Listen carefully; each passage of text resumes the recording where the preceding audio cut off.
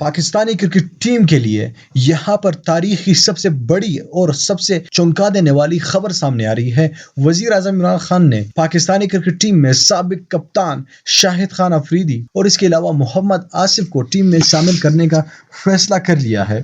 इस बात में कितनी हकीकत है, इस बात के बाद, इस खबर सुनने के बाद तमाम पाकिस्तानी कौम के होश उड़ जाएंगे और इंशाल्लाह ये खबर आप लोगों की मुंह ठीक कर देगा। दोस्तों, पाकिस्तानी क्रिकेट टीम में वजीर आजम इमरान खान ने आईसीसी टी20 वर्ल्ड कप के लिए 2 अहम तरीन और पुराने खिलाड़ियों को शामिल कर लिया है।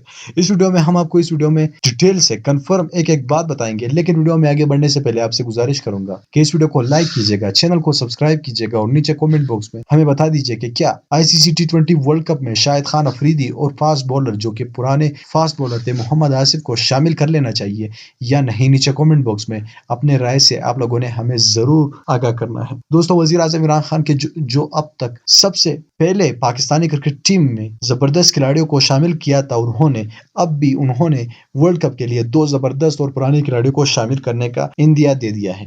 दोस्तों, सबसे पहले शाहिद खान अफरीदी इंशाल्लाह पाकिस्तानी क्रिकेट टीम में शामिल होंगे, क्योंकि यहाँ पर आप लोग हैरान रह जाएंगे कि शाहिद खान अफरीदी कैसे आ सकते हैं, लेकिन वो एक मेंटोर के तौर पर टीम में शामिल होंगे और खेलेंगे भी। इसके अलावा मोहम्मद आसिफ जो कि गौरव को अपनी बॉलिंग के स्विंग पर नाच नचवा सकते हैं, तो उनके लिए भी जबरदस्त ऑप्शन है।